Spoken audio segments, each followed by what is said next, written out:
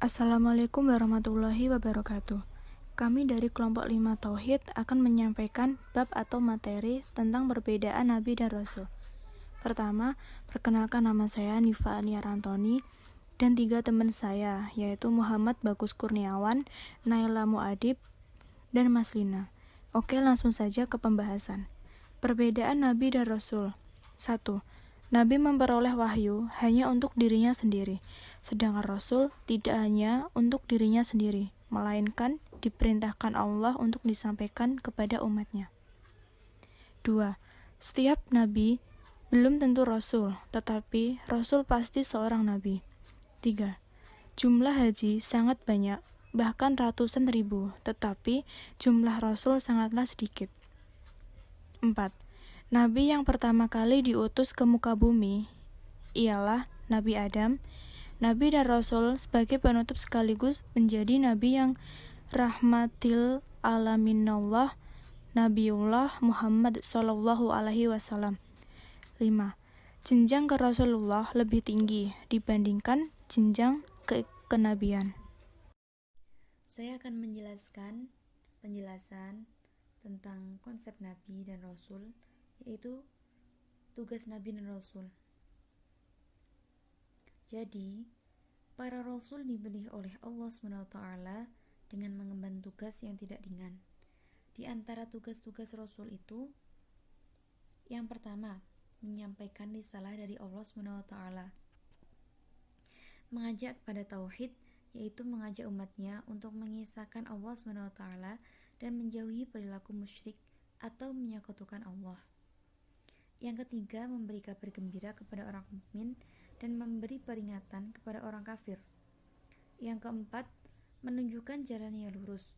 Yang kelima, membersihkan dan menyucikan jiwa manusia serta mengajarkan kepada mereka kitab dan hikmah.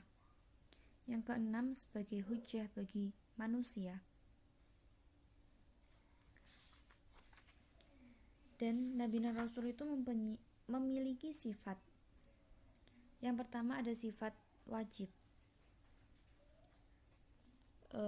Sifat wajib artinya sifat yang pasti ada pada Rasul. Tidak bisa disebut seorang Rasul jika tidak bisa memiliki sifat-sifat ini.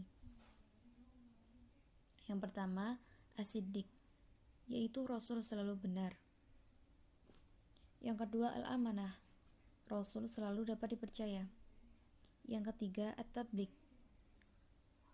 Rasul selalu menyampaikan wahyu.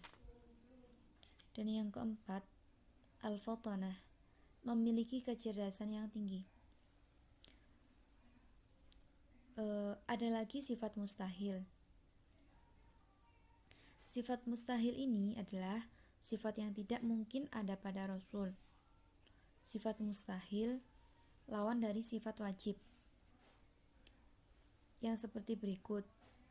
Yang pertama ada al-kizib, yaitu mustahil Rasul bohong atau dusta. Yang kedua, al-khianah, mustahil Rasul itu khianat. Al-kitman, mustahil Rasul menyembunyikan kebenaran. Al-baladah, mustahil Rasul itu bodoh. Dan ada lagi sifat jaiz. Sifat jaiz bagi Rasul adalah sifat kemanusiaan, yaitu al-ardul basyariyah, artinya Rasul memiliki sifat-sifat sebagaimana manusia biasanya, seperti rasa lapar, haus, sakit, tidur, sedih, senang, berkeluarga, dan lain sebagainya. Bahkan seorang Rasul tetap meninggal sebagaimana makhluk lain. Rasul juga memiliki sifat-sifat yang tidak terdapat pada selain Rasul, yaitu yang pertama, ismatur Rasul, adalah orang yang mashum, terlindung dari dosa dan salah dalam kemampuan pemahaman agama, ketaatan, dan menyampaikan wahyu Allah. Oleh karena itu, seorang Rasul selalu siaga dalam menghadapi tantangan dan tugas apapun. Yang kedua, al-itizamur Rasul, adalah orang-orang yang selalu komitmen dengan apapun yang mereka ajarkan. Mereka bekerja dan berdakwah sesuai dengan arahan dan perintah Allah SWT. Meskipun untuk menjalankan perintah Allah SWT harus berhadapan dengan tantangan-tantangan yang berat, baik dalam diri pribadinya maupun dari para musuhnya. Rasul tidak pernah jengkel pun menghindar atau mundur dari perintah Allah SWT. Di sini saya akan menjelaskan mengenai mukjizat.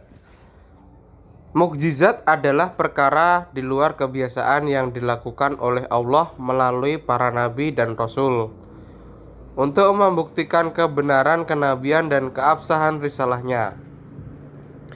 Secara istilah didefinisikan oleh para ulama agama Islam antara lain yaitu sebagai hal atau peristiwa luar biasa yang terjadi melalui seseorang yang mengaku nabi, sebagai bukti kenabiannya yang ditantangkan kepada yang ragu untuk melakukan atau mendatangkan hal serupa, namun mereka tidak mampu memenuhi tantangan tersebut.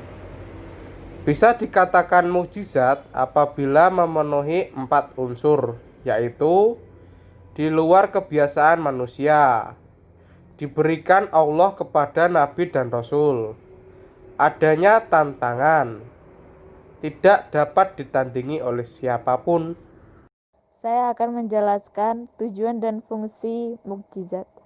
Sebagai bukti kebenaran para nabi, keluar biasaan yang tampak atau terjadi melalui mereka itu diibaratkan ucapan Tuhan. Oleh karena itu, mukjizat ditampilkan oleh Allah melalui hamba-hamba pilihannya untuk membuktikan kebenaran dan ajaran ilahi yang dibawa oleh masing-masing nabi yang berfungsi untuk memperkuat keimanan.